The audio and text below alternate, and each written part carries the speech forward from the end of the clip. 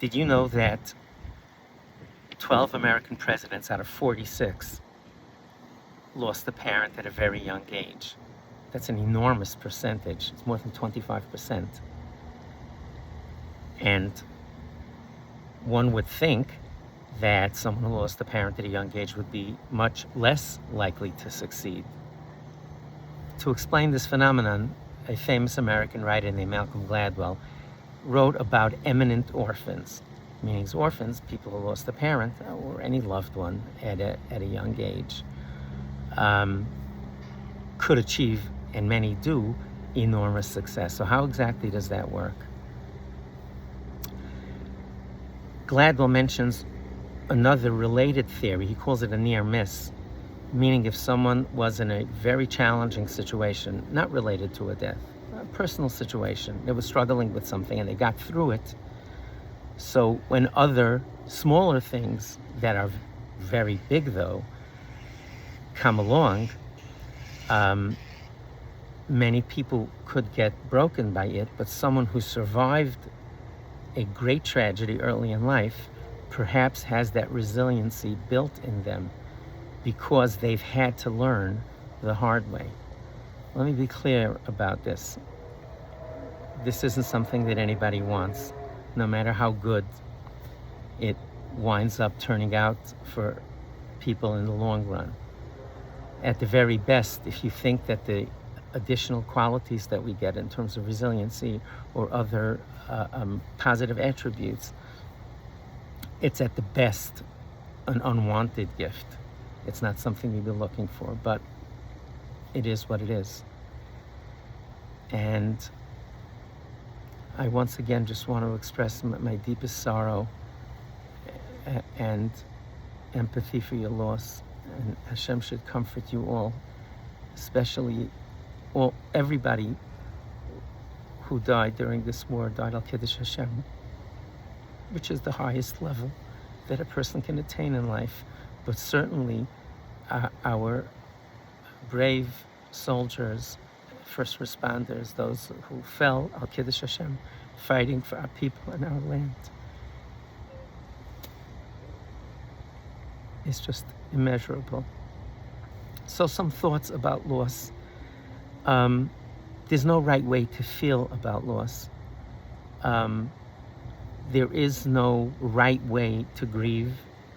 I was a school principal for 25 years, and unfortunately, 3 mothers passed away from cancer over a 12-year period during that time. And it was my practice to go into the classrooms and talk to the classmates of the boy who lost his parent. And I would tell the kids the day before Shiva was over, I say, your classmate's coming back to class tomorrow. I would go to the board and write some possibilities that their friend, how he will act. He might say, please make me laugh. I've been crying all week. He might say, don't say anything funny about me. I'm in a terrible mood. I don't want to be cheered up.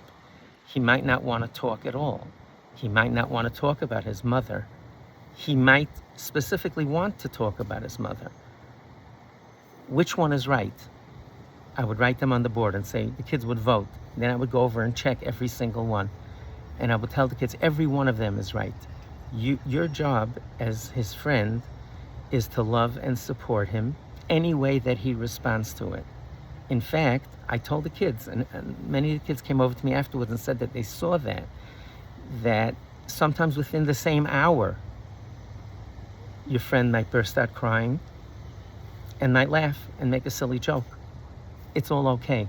It's not our business to tell other people how to grieve. And I'm telling you, you have the agency and permission and right to grieve any way that resonates with you. Everybody around us is supposed to be supporting us during that time. I don't think that many people don't have the strength and the capacity to work their way through such an enormous tragedy. And I think it's very important that if at all possible, especially if you're really in a bad place, to make sure you go for professional help. They didn't have grief counseling when we were kids. Nobody even knew about that back then. Everybody just had to suck it up and deal with it the best way they can. Thankfully, we understand this much better now, and there are wonderful therapists that could really help you process your grief and your sorrow in a healthy way that will help you long term. You might wind up going through a few days or weeks that things seem to be perfect or well or at least better, and you think you're getting used to it, and something comes up, a memory, a song that your loved one used to like that would remind you. It could be anything. That's also normal. The grieving, it's important for you to know that the grieving doesn't just go one way. It's not just getting better all the time. That's not how it works. It takes time, and there are cycles that we go for periods of time, and then suddenly it could hit us, and that's also okay. All of this is the way grieving happens. But I can tell you from my personal experience that I think that the greatest tragedy of my life, my father's death, changed me in positive ways. Again, I wasn't looking for it, but I do believe it made me more empathetic to kids who weren't doing well in school, which I've worked with all my adult life, to children who were child abuse victims or adults who were victimized as children. I just naturally felt more empathetic because of my own experience, the loneliness and the pain and confusion. And I also watched my mother. My mother remarried 2 years later. She had a fantastic second marriage, but as you know, it changes us. And I remember seeing how grateful my mother was 50 years later to people who were a source of support for her when she needed it most. And I guess I never really will know for sure, but I imagine that also had a big impact on how I dealt with life. I appreciated my kids and grandchildren from minute one. I didn't take it as a given. I wasn't morbid. I wasn't thinking about my death all the time. But we just don't take things for granted. The things that other people take for granted, life has taught us that not everybody gets to play with their kids and walk them to the chuppah. My father's yahrzeit is the saddest day of the year for me.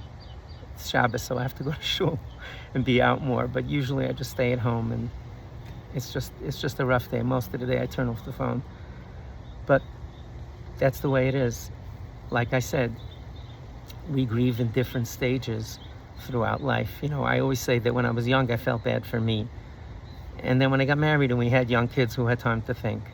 And now that we became grandparents almost 20 years ago, my heart breaks for everything that he missed. It's almost unbearable. But I live a life of joy. I'm grateful for everything that I do have. And what I said before about the children, I absolutely meant it. I spent every spare moment with my children and now our grandchildren, Baruch Hashem. I think more than the average friend of mine our age.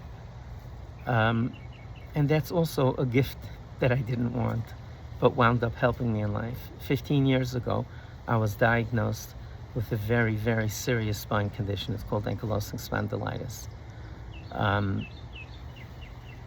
If I didn't fight it every single day, I exercise between 3 and 5 hours every single day, I would be probably like bent in half in a walker now. But for the past 15 years, I've been fighting it every single day.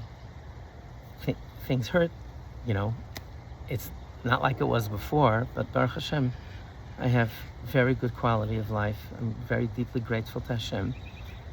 And honestly, because of my father's death, I've always been extremely, extremely focused on my wellness and my health to make sure that Al Pi Derech HaTeva I'd be able to be there to help, to be around for my children and grandchildren as much as possible. So what would I advise you to do? Believe in yourself. Know that you'll probably, I hope not, but you might go through difficult periods. Avail yourself of help when that happens. You're not alone. And you're not broken. It's not something that has to be this way. You know, the truth is that at the same time that I mentioned about the presidents, the truth is I would be lying if I didn't tell you the truth that it is a risk factor. Along with the study about 12 of 46 American presidents, they had a similar study about British prime ministers and other people, other famous people. Someone who lost a parent is 2.5 times more likely in America, is 2.5 times more likely to be in jail than someone who didn't. So of course there's risks associated with it, but with Hashem's help, you can get through this and become not just an okay adult, you can become an extraordinary adult. An extraordinary adult. And that's what I wish for you.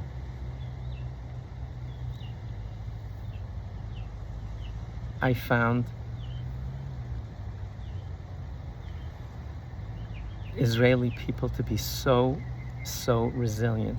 It is so inspiring. I wish I could be in Eretz Yisrael more. But it's so inspiring for those of us who are in Chutz La'aretz to watch all of you and see your faith and your devotion to each other. So from the bottom of my heart, I want to wish you mazel and bracha. May Hashem comfort you as only He can. I'm going to post this also. I wrote an article on my father's 50th yahrzeit. 13 years ago, I went to interview my mother, Alaa Shalom. She died since then, but she was alive during that 50th yahrzeit. And I interviewed her, and I asked her, what would you tell a woman who just lost her husband today? What advice would you give to her? What did 50 years of going through this teach you? And she brushed me off, but I'm stubborn. And I said, I'm coming over, Mom. I brought my computer, and she just talked, and I typed it up. I sent it into Mishpacha magazine. It's called One Foot in Front of the Other. And that was one of the things that she talked about. And that's another thing that I'd like to share with you, some of her great wisdom.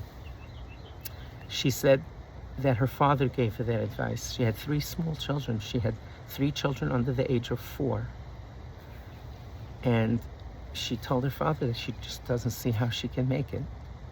And he, with great wisdom, he told her, he said, Bela, just put 1 foot in front of the other. If you think about the enormity of your loss and everything that you have to do to raise your children, it's going to overwhelm you like you're discussing now. Bela, just put 1 foot in front of the other. My mother said that was one of the best pieces of advice she ever got. And she also told me something, I'm sorry, forgive me, that I really want to share with you. My mother said then, and she was niftaras, she died 3 years afterwards, but she was resilient and spunky and funny till her last day. She said that as she looks back on her life, she told me this. She said, Yankee, when I look back at my life, I see that I made certain decisions. And she said, looking back at it, I don't even know how I had the wisdom to make those decisions, under the gun. and not only just raising children and blending a family together with my non-biological father. She said, I always felt, looking back on it, I just davened to Hashem for success and did what I thought was right. She said, I feel that Hashem kind of steered me towards the right decisions, even when I didn't know what to do. I told my mother that the Gemara says that there are 3 partners in a person: father, mother, and Hashem. So I told my mother that I always say that if one partner leaves, the other 2 have to work harder, so that other partner is watching out over you too. May Hashem comfort you. May your loved one be a schus for your family, for Klal Yisrael. And again, from the bottom of my heart, I wish you strength and resilience. Please continue to go for help if you need it.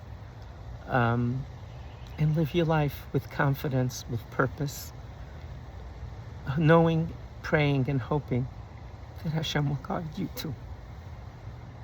That Hashem will guide you too. I'll close with a thought from Rab Nachman of Breslov. I have my own interpretation of it. Kol ha'olam kulo geshet tzar ma'od.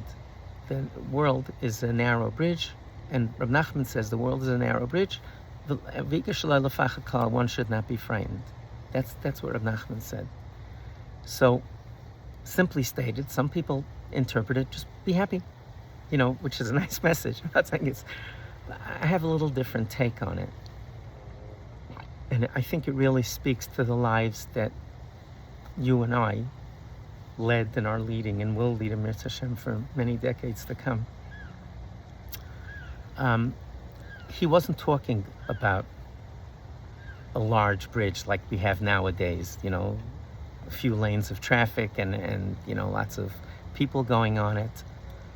I think, those days they had these little footbridges. There was a river, and they put some rope from one side to the other, and they attached string on the side and made railing, and they put little boards of wood on that, and it was very shaky, and people would cross the water that way. My take on it is that Rav Nachman wasn't just talking about being overall happy. I think he was talking about living with self-confidence, and that's my last bracha to you, that you should live with self-confidence and pray and know that Hashem is with you, and that your loved one in Shemayim is watching over you. I always felt my father's presence. When we lose a loved one, they're not gone. It's different. They're in a different place. We believe that they could see us. It's a one-way mirror, but we can't see them. But we could feel their presence. And we could learn the lessons that they left for us. So my take on Rav Nachman's thought is that when someone walks on a shaky bridge like that, if they're not concerned about it, if they're just walking on it like they were walking on the sidewalk, they're much more likely to get to the other side. But as soon as we look down and we see how shaky it is, we start shaking, and the shaking makes us fall. That's my take on what Nachman is saying. Kol ha'olam kulo geshet tzar ma'od. The world is a scary place sometimes. And we need to get to the other side. And I think Rav Nachman's advice is, don't be so fearful. Don't look down. Don't worry about what might go wrong. Live your life with faith and live your life with purpose, and try not to be frightened, because the fear itself could cause you to shake, which will cause you to fall. Again, Hashem should comfort you. May you live your lives with purpose. Hashem and your loved one should watch over you. Yamale Hashem kol mashalis libcha l'tayv. Hashem should grant all your wishes and requests and bakashas. And from the bottom of my heart again, I wish you mazel and success. and all the love in my heart. Good Shabbos, everyone.